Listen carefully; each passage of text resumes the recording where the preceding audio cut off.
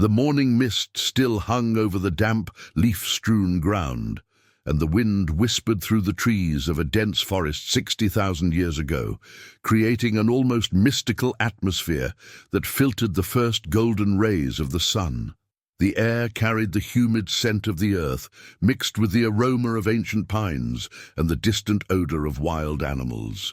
A young hunter, 19 years old, with muscles defined by wilderness life and eyes sharpened by constant predator vigilance, intently observed strange tracks in the dark mud, his brow furrowed in deep concentration.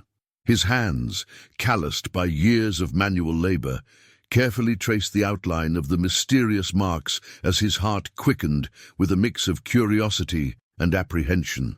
These tracks were different. Very different. They told a story his young brain couldn't yet fully decipher. He couldn't identify the species. The shape was strange, clearly larger than a common deer, but with claw marks he didn't recognize from any familiar animal. He didn't know the movement pattern. The tracks were irregularly and inconsistently spaced, some deeper than others, suggesting a severe injury, anomalous behavior, or something even more dangerous he couldn't interpret. The distance between the marks varied drastically, indicating sudden changes in speed that could mean flight, attack, or agony. His survival, and that of his entire extended family of 23 people who depended on his tracking skills, could entirely depend on this precise identification. A wrong interpretation could mean pursuing non-existent prey for days, wasting vital energy and scarce resources, or worse yet, inadvertently approaching a territorial and deadly predator that could follow the trail back to camp and attack during the night. The young man felt the weight of responsibility pressing on his shoulders. For a moment, he considered lying, inventing a confident identification based on assumptions, pretending he recognized the signs to maintain his reputation as a competent hunter. But then, he did something truly revolutionary for an era where individual displays of strength were a matter of life or death. He completely swallowed his masculine pride, abandoned the dangerous pretense of being an invincible lone hunter, humbly returned to the tribe, and asked. In seconds, an extraordinary, almost magical transformation occurred. 5 different minds, each with decades of specific experience accumulated through countless life-or-death situations, processed the doubt like parallel processors of a highly sophisticated, organic supercomputer. The 62-year-old elder, whose prodigious memory contained over 40 harsh winters of meticulous observation, immediately recognized the peculiar shape. It was similar to what he saw in his youth during an atypical migration caused by severe climate changes. His experienced eyes gleamed with recognition, and he began to recount details that only decades of experience could provide. The expert tracker woman, with her 45 years of experience reading the secret and complex language of the ground as if it were an open book, scientifically identified the specific depth and exact angle of the tracks, mentally calculating body weight, movement speed, exact direction, and even the animal's emotional state. Her experienced hands measured distances, tested mud consistency, and analyzed the pressure exerted. The young, experienced hunter, nervous but increasingly confident as the pieces fit together, vividly remembered seeing something extremely similar 3 moons ago, near the winding river, where they found ancient bones and signs of territorial struggle. His recent visual memory added the crucial missing temporal context. Together, processing information like interconnected neurons in a biological neural network, they computed the answer in real time with impressive precision.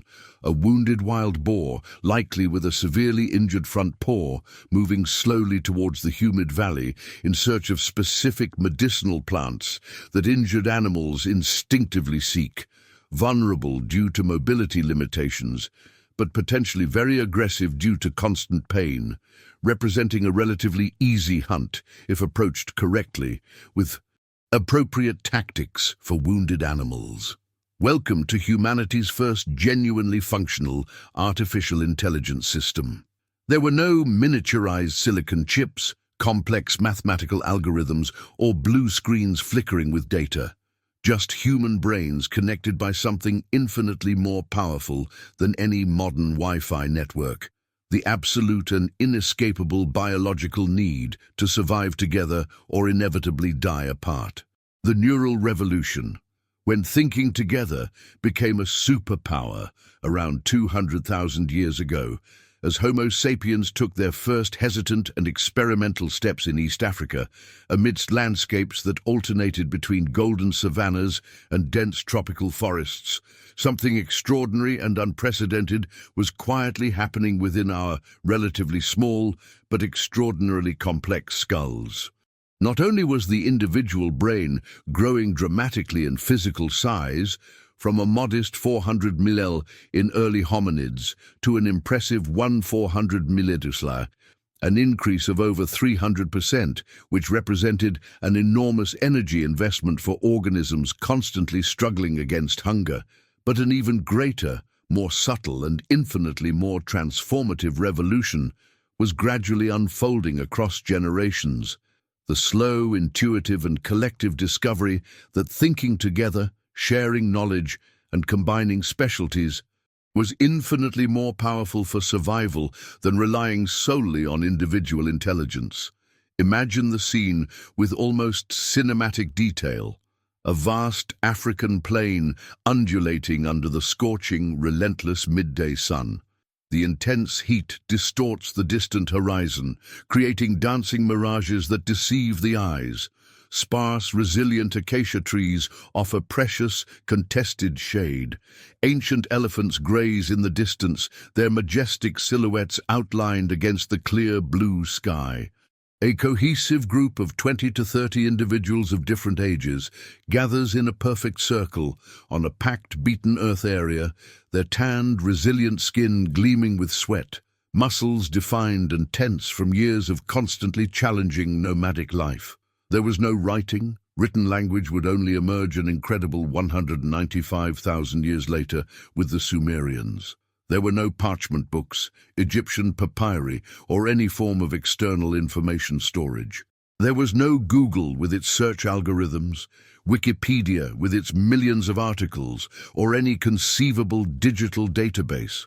All of humanity's laboriously accumulated knowledge was there, literally pulsating in the complex neural tissue of these interconnected minds, meticulously guarded in individual memories that together formed a living, breathing, and constantly updated library.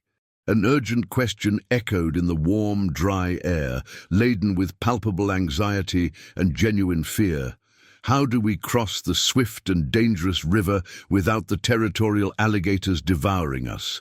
The torrential rains of the past few days have drastically increased the water volume. The current is 3 times stronger than normal, and the younger children cannot swim against this force. But we must cross today. Food stocks are running out, and on the other side is the plain where the gazelles graze.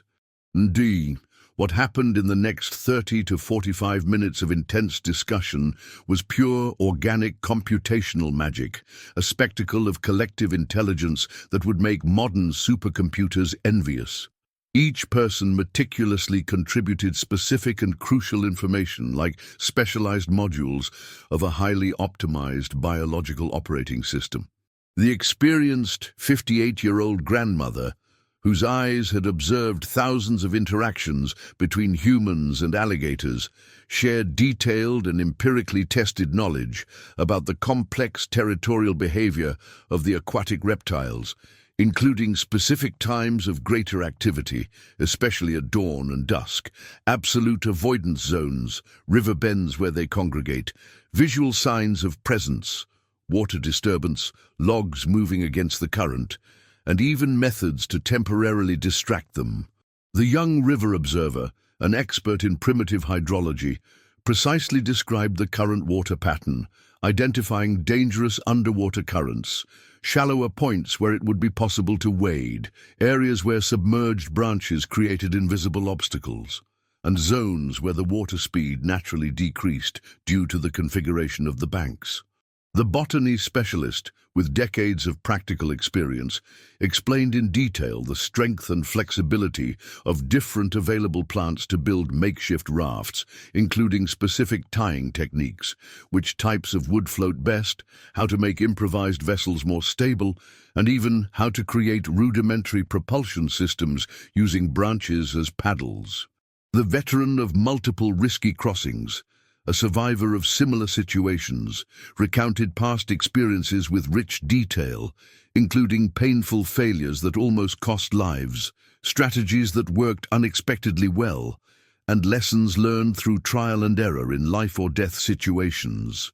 It was as if 30 different processes ran simultaneously in perfect parallel, each specialized in a specific algorithm and refined by years of intensive practical experience, until the complex, multi-layered and surprisingly sophisticated answer emerged naturally from the collective, not from a single brilliant mind. The era of cognitive specialization, humanity's first apps. Around 80,000 years ago, during the great epic migratory expansion out of Africa, a population movement that would lead humans to colonize entire continents, Paleolithic tribes developed what modern cognitive anthropologists call distributive cognitive specialization, the direct ancestral and functionally identical equivalent to our specialized smartphone applications today. Follow in rich detail the fascinating typical day of a nomadic tribe in what we now know as the Middle East. The landscape is a stunning mix of golden steppes stretching to the horizon and lush oases offering refuge and sustenance. The cohesive group of 28 people of all ages has just awakened with the first golden ray of sun cutting through the dawn's dimness. Kalu, 45, is literally the group's living, breathing Google Maps.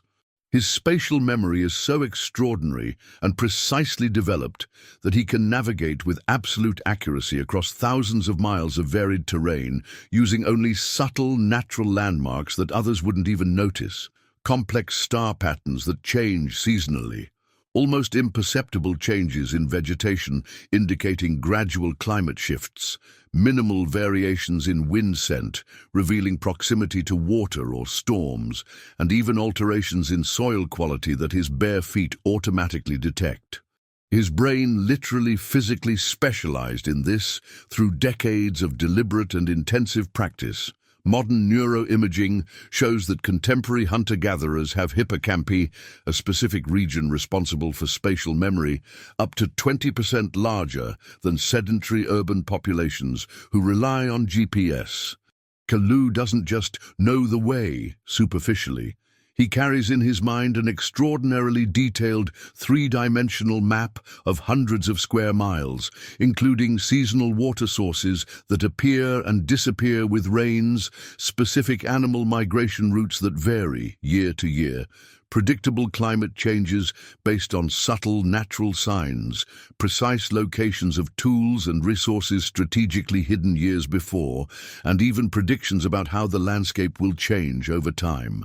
Nira, 38, is the living and constantly updated Wikipedia of natural medicine and primitive pharmacology. She intimately knows over 300 distinct medicinal plants, their complex chemical interactions, obviously without understanding the chemistry but empirically knowing the effects, carefully calibrated specific dosages based on body weight and age, potential side effects that can be fatal if ignored, specific contraindications for pregnant women and children, and even preparation methods that maximize therapeutic efficacy. Her memory is not just textual like a modern book, it is completely sensory, deeply emotional, and intensely visual, creating a multi-dimensional database that connects each piece of medical information to intense lived experiences. She viscerally remembers the specific woody smell of the root that cured her 3-year-old son's persistent and dangerous fever, when no other remedy worked, can instantly identify by touch the exact texture of the specific leaf that stopped dangerous arterial bleeding from the last mammoth hunt, immediately recognizes the precise and unique color of the rare flower that relieves extreme labor pains when women were on the verge of death. Each piece of medical information is neurologically connected to intense emotional memories of life or death, creating a data retrieval system based on visceral experience that is infinitely more reliable than any modern medical textbook. And there is Jorik, 25, the tribe's pattern recognition and anomaly detection system. Indeed, his trained eyes and hyper-developed brain are literally calibrated to detect subtle inconsistencies in nature that can mean the crucial difference between life and death for the entire group.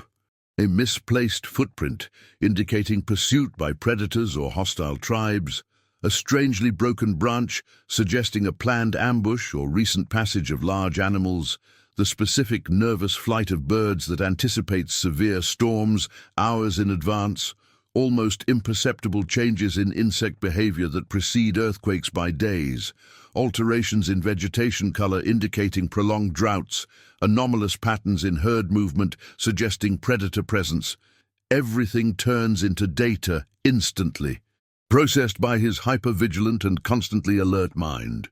What's impressive is that these deep cognitive specializations were not innate, genetically determined, or mystical gifts.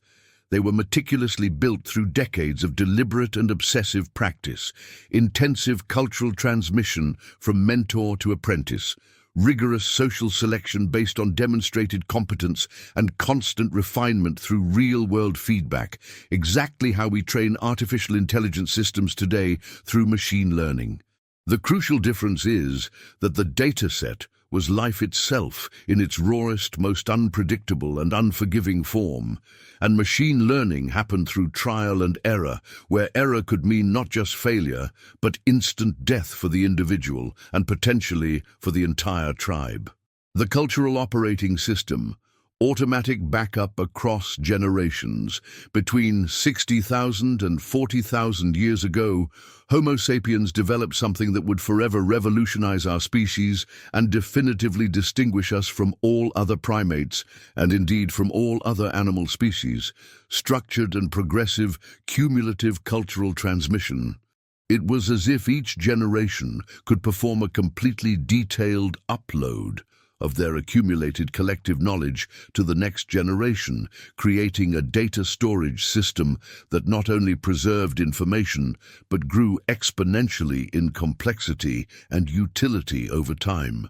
Visualize a specific cave in the rocky, icy mountains of France, exactly 35,000 years ago. Winter is exceptionally harsh, with temperatures reaching 4 degrees Celsius and 20 degrees, and the nomadic tribe of 19 people temporarily shelters in this strategically chosen natural refuge. The irregular rock walls, dramatically illuminated by animal fat torches that create dancing shadows, are systematically covered with paintings that to an uninformed modern observer appear to be simple, primitive artistic drawings of animals.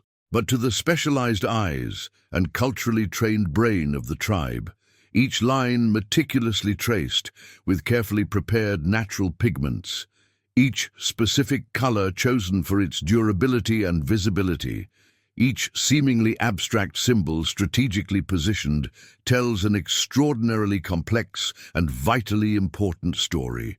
Where exactly to find reindeer during the brutal months of harsh winter, how to visually and behaviorally identify pregnant females who move more slowly and are easier prey, precisely which time of year they begin their seasonal migration south, what specific and predictable route they travel annually, which specific plants they prefer to eat, indicating precisely where to look for herds, how to predict changes in migratory patterns based on subtle climatic variations, and even how to interpret reindeer social behavior to maximize hunting success.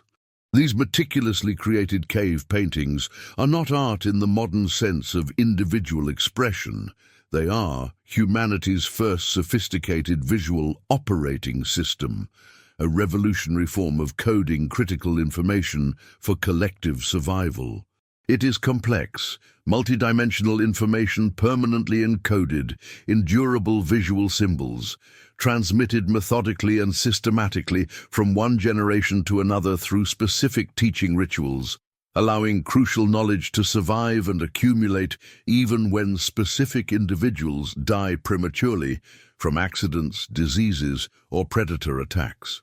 Renowned neuroscientist Michael Tomasello from Duke University, through decades of rigorous comparative research between humans and other primates, discovered that this capacity for cumulative and progressive social learning is absolutely exclusive to humans among all primates and indeed among all known animal species. Chimpanzees, our closest evolutionary relatives, can imitate simple behaviors and even use basic tools like sticks to extract termites, but they cannot systematically improve a technique across generations, build complex knowledge cumulatively, or create systems of cultural transmission that preserve and expand information. Paleolithic humans, however, methodically transformed each new generation into an updated and improved version of the tribal collective software. It was as if each tribe was a complex, organic server running continuously for thousands of years, with a redundant automatic backup system, detailed and trained memory of elders, multiple specialized processors, experts in different areas of knowledge, a system of constant and controlled updates, young people who experimented and innovated under careful supervision of the more experienced, data recovery protocols, specific rituals to recover almost lost knowledge, and even error correction. Systems, cross-verification of information among different experts. Distributed processing, the true cognitive revolution. The true Paleolithic revolution that fundamentally changed humanity's destiny was not the domestic control of fire, the sophisticated creation of chipped stone tools, or even the gradual development of symbolic language. It was the practical, intuitive, and collective discovery that extraordinarily complex and seemingly insoluble problems could be efficiently solved through coordinated and specialized distributed processing. Detailed and dramatically realistic scenario. A cohesive tribe of 25 people faces the worst winter recorded in collective memory in 3 decades. The cold arrived suddenly 2 weeks earlier than the normal historical pattern. Temperatures plummeted to 13° to 25°C overnight. The majestic moose, an indispensable primary source of animal protein and vital fat for the cold months of survival, unexpectedly migrated south too early, following smaller herbivore herds that also fled the extreme weather conditions. Carefully guarded and rationed stocks of dried meat, preserved roots, and animal fat are rapidly depleting, much faster than planned. Children under 5 begin to cry constantly from genuine hunger, their small bodies desperately burning energy to maintain body heat. Adults feel their vital energy dangerously diminishing each day, their movements slowing, their judgment compromised by progressive malnutrition. It is an absolutely critical survival situation that no single individual, no matter how experienced, intelligent, or courageous, could adequately solve. But the collective intelligence activated by shared desperation transforms 25 desperate minds into a highly efficient and coordinated survival machine. In 2 intense hours of structured and coordinated discussion, with systematic contributions from each member strictly based on their specific specialty, they simultaneously processed multiple layers of complex information. Sophisticated meteorological data, detailed reading of cloud formations, specific wind patterns indicating climate changes, natural signs of how long the extreme cold will last.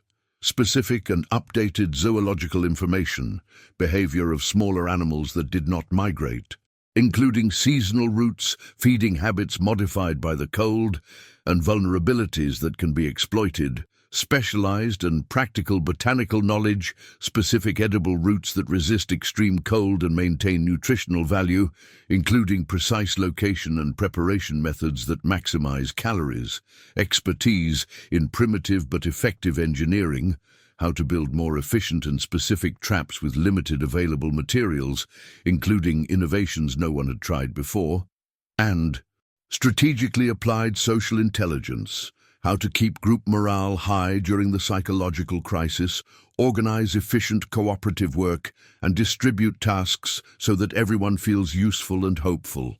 The impressive result: a multi-layered and extraordinarily sophisticated survival plan that no individual member of the tribe could have conceived alone.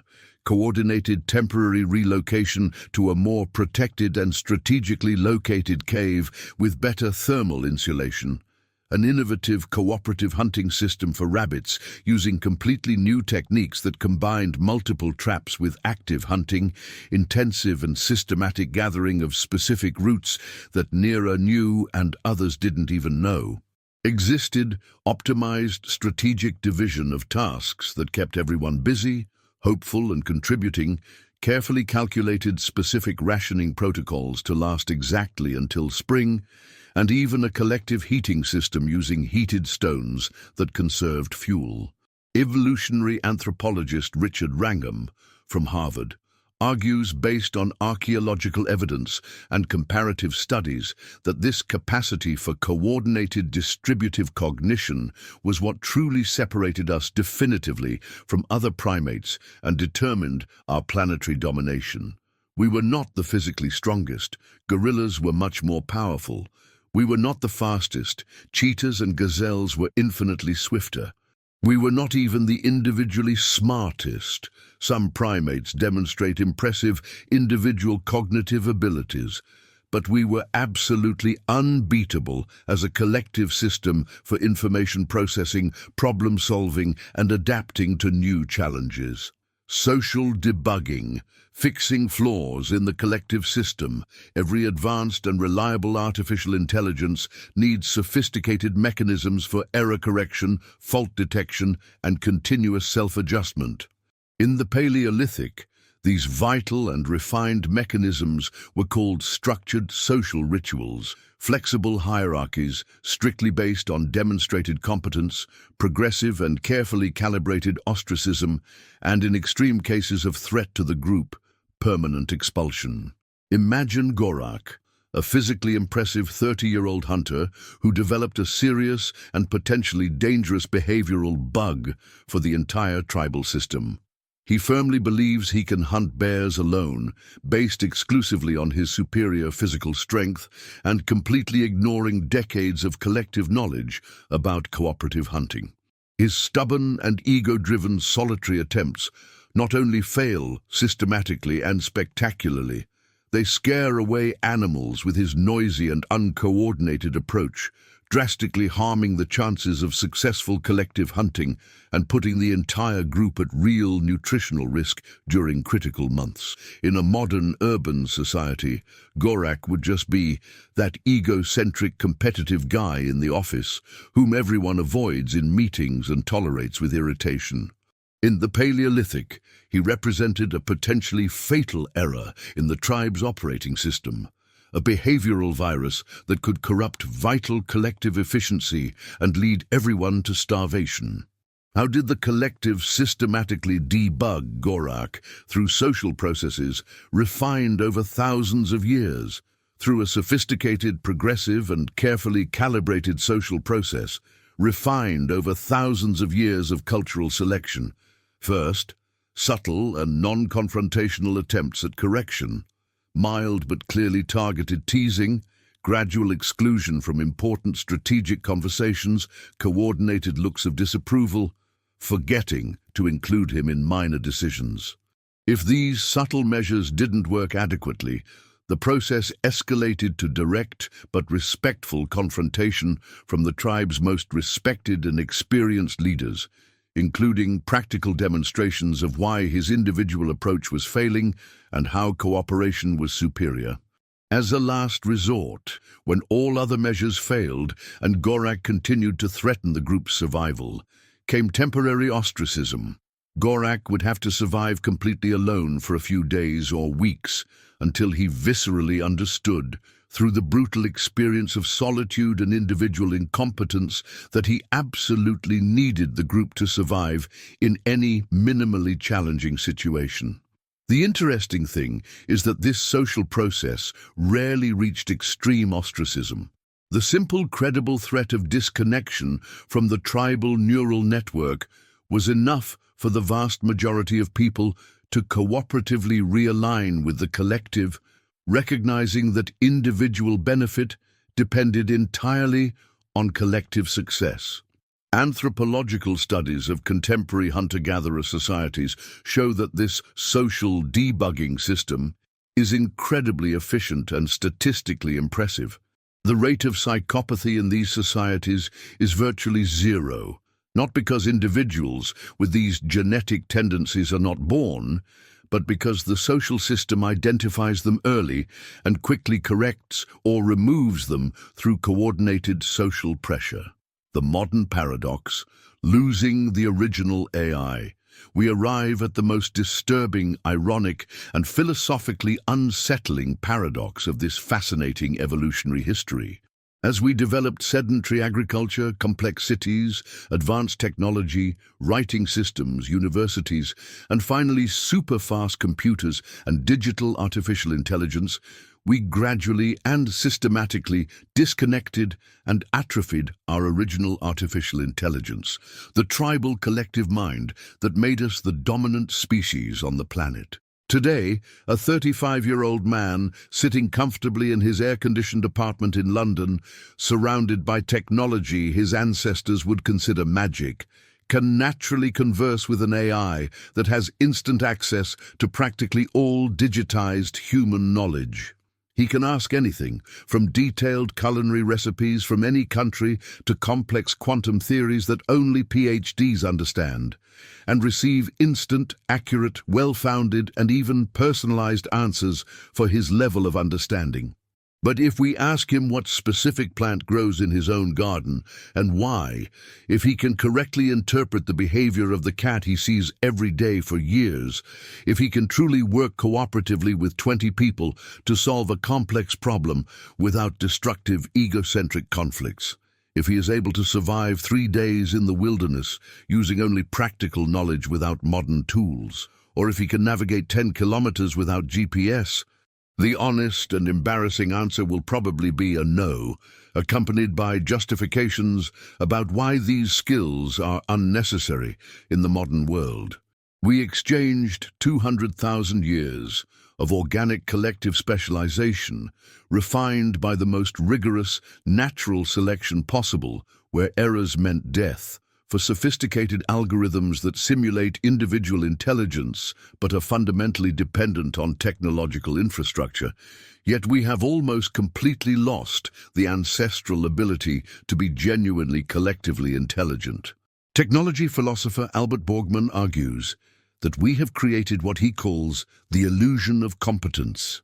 We believe we have access to knowledge, when in reality we only have access to information processed by others. We know how to find the answer, but we don't know the answer. We know how to use tools to solve problems, but we don't know how to solve problems. Even more disturbing, we have lost the ability to trust each other enough to create true collective intelligence. In modern corporate meetings, each person is more concerned with appearing individually intelligent than with contributing to a superior collective solution. The eternal flame of collective intelligence. The fire crackles softly in the silent darkness.